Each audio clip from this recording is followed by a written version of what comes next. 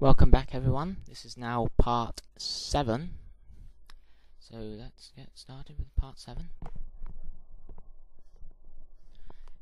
This is what I was talking about. Remember the picture of Mars? It was brick red or orangey red. It's grey. It's moon grey. Oh wait, listen to this.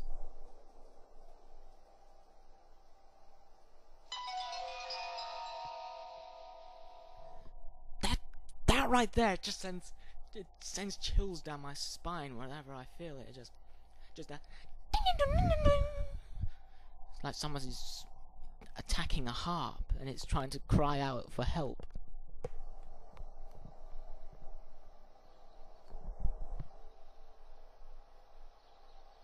There in the distance, kicking up lots of dust and dirt, is the 0X.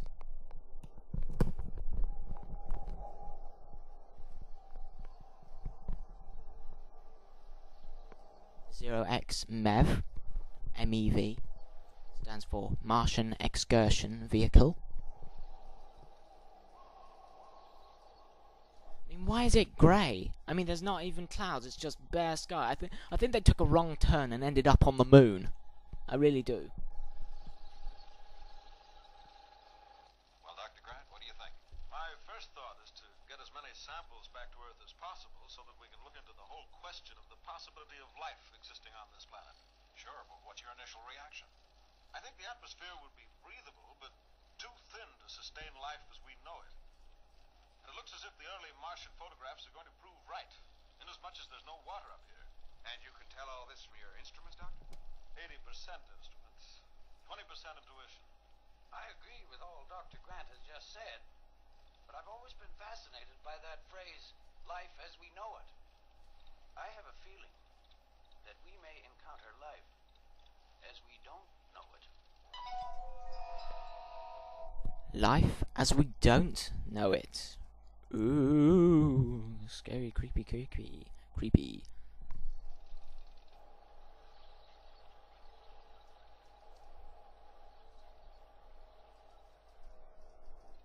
These strange formations seem to be all over this part of the planet's surface. Don't ask me why, but they worry me. Now, Ray, don't let your imagination run riot. Yeah, Tony, I know it would be all too easy to happen up here, but can you account for the strange formation of those rocks?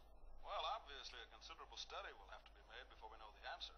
But my first impression is that when the crust of the planet was very thin, it was struck by meteorites. As the meteorite punctured the shell, so the hot rock exuded onto the planet's surface, like toothpaste out of a tube. A good theory, Tony. Now explain to me how the exuding rock wrapped itself into a coil. You know, Ray, you've got a point.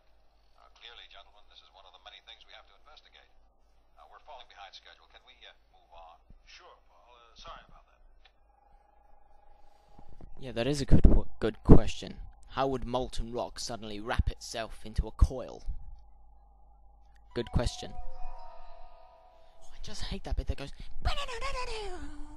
Oh, it's just sending chills down my spine every time I hear it. Oh, it's just creepy. It just adds to the creepy atmosphere. The dull grey. I don't like the look of these peculiar formations either, though I'm sure they're just rock.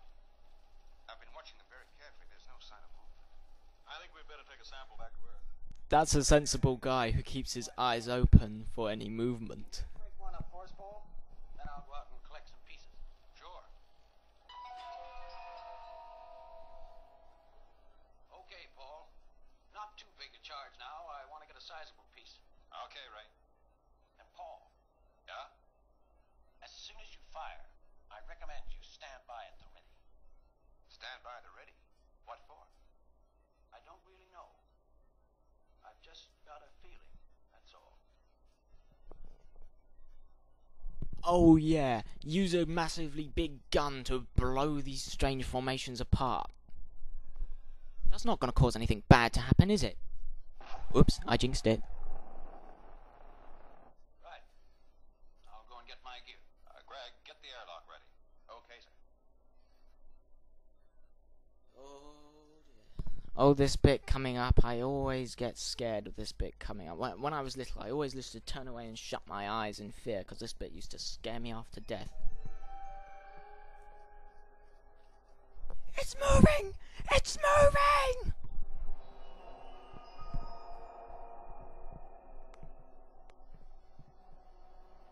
Ah! God, that's a face only a mother could love. Oh my god, and it's got a huge red eye!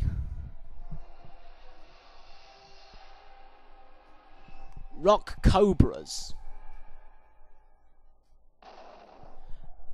Rock cobras that shoot fireballs out of their mouths.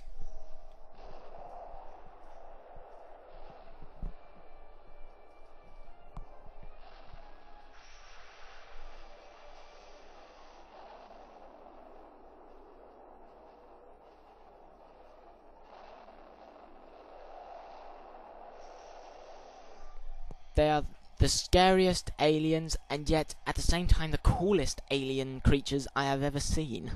0X from Mev. We're under attack from a form of life we do not understand. Require immediate rendezvous with main body.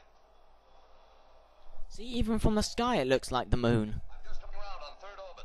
We'll be in rendezvous position in 4 minutes. Okay, Brad. We'll take evasive action down here until you're in position. Give us liftoff clearance. The second it's okay. Will do.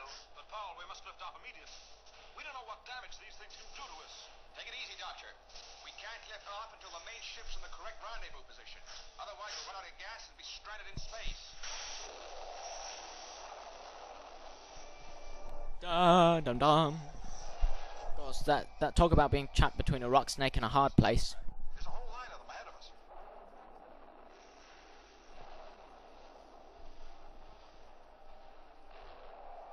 Like I said, first time I saw these rock snakes, I just turned my head away and closed my eyes and was so frightened of them. This is the sort of thing you don't want to see when you're a little kid. We better return their fire. We can't take too much of this punishment. Okay, This Skipper? is the kind of thing you see as a kid and you think either it's awesome or it's terrifying, or both. Oh yeah, retaliate, blow 'em away. 0X from Mev. How are we doing, Brad? Approaching orbital position. Starting countdown now. Rendezvous liftoff minus 100. 99. 98.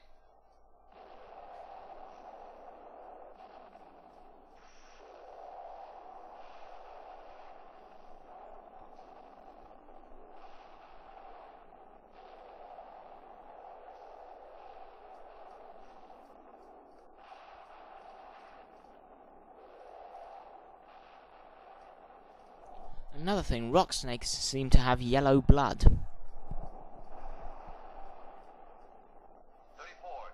33.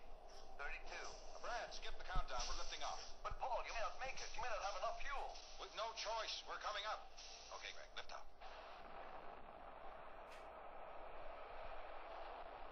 There goes the 0X, blasting off out of Mars's orbit.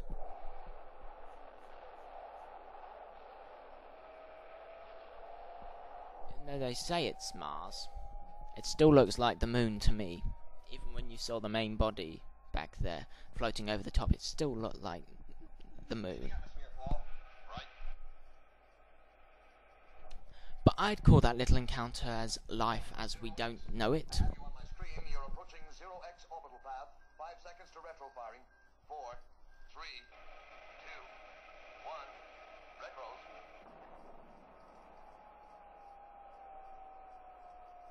Thanks, Brad.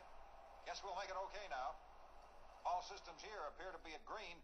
Okay, Paul, stay where you are. Conserve your fuel. I'm coming up right behind you. Okay, I'm gonna stop it there. See you for part. What will it be? See you for part 8, where 0X gets into trouble, and international rescue have to be called out to rescue them. So see you for part 8 then.